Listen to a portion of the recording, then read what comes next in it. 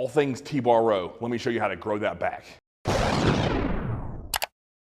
All right, guys, if you have followed this channel or have watched bodybuilding since Ronnie was famous, you know how important the T-bar row is. Shit, even Arnold was banging T-bar rows back in the day.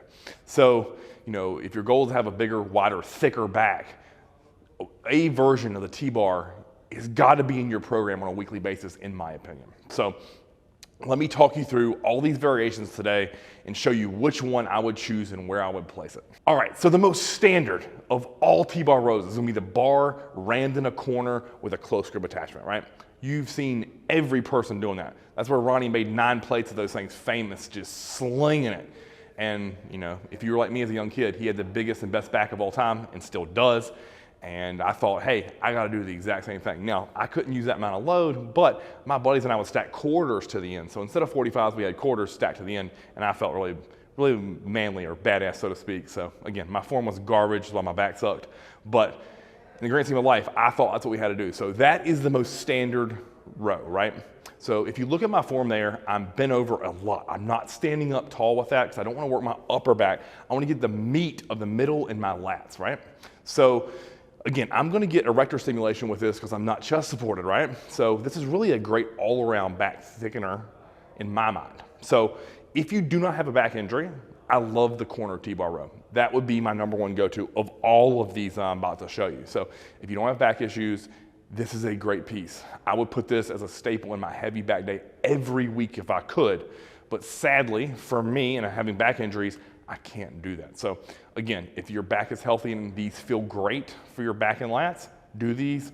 Every single week I do progressive overload with it. I would do one heavy top end set that you track and beat either the weight or the reps on. Then I'd do me a back off set. Now the back off set can either be like a triple drop, because to me that's really great, right? Especially if you have a training partner, crank reps, pull a quarter or two, crank reps, pull a quarter or two, done. That's a great way to do a back off on this and really blow up your back and lats.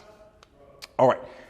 Second rotation is going to be using a landmine. So here we're on the Rogue rack that has a bar collar in it. A lot of gyms have the classic landmine. We'll post a picture of that. So if your gym have one of these in the corner, it looks like a baseball home plate, literally use it. It works really, really well, and that way you don't beat up the corner of somebody's gym, right?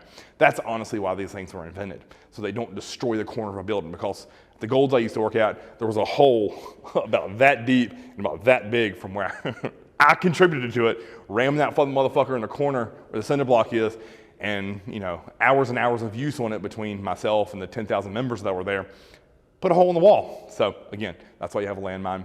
Use it. No different, same form, technique, sets, reps, exact same thing. I just wanted to show you a different variation there. While we're on that landmine, let me show you an even cooler exercise. And this is gonna be the Prime attachment from Prime Fitness. So if you look there, I have the rotate handles hooked to a T-bar attachment. That big green piece that I have hooked to the end is so you can adjust the width of the handle. So if you look, the great thing and the reason I like that the most is I'm able to take those handles out, meaning put me in perfect alignment for shoulder width grip, right?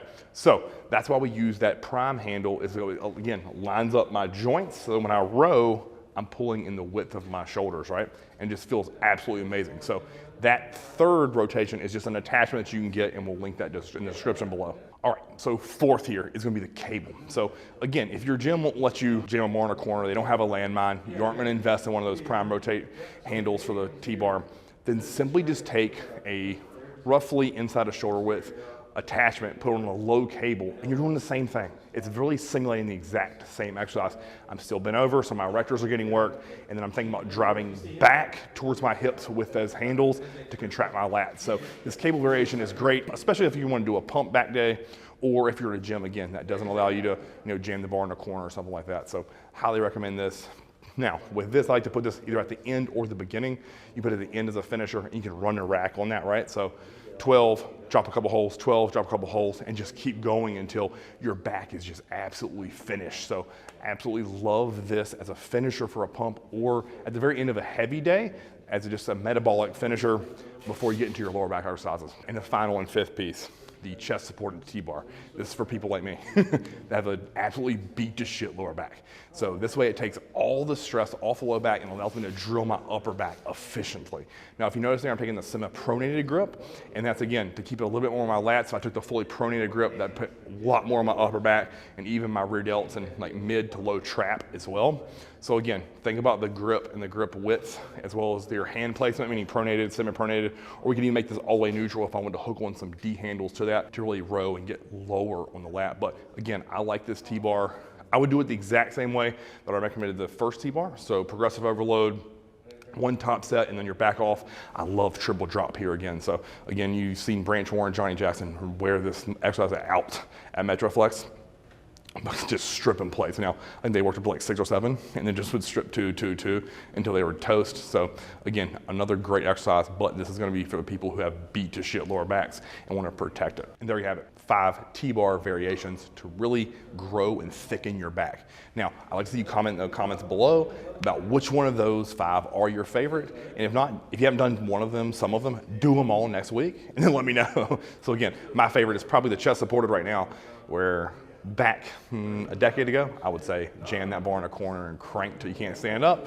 But until next time, like, share, and subscribe. Christmas TV.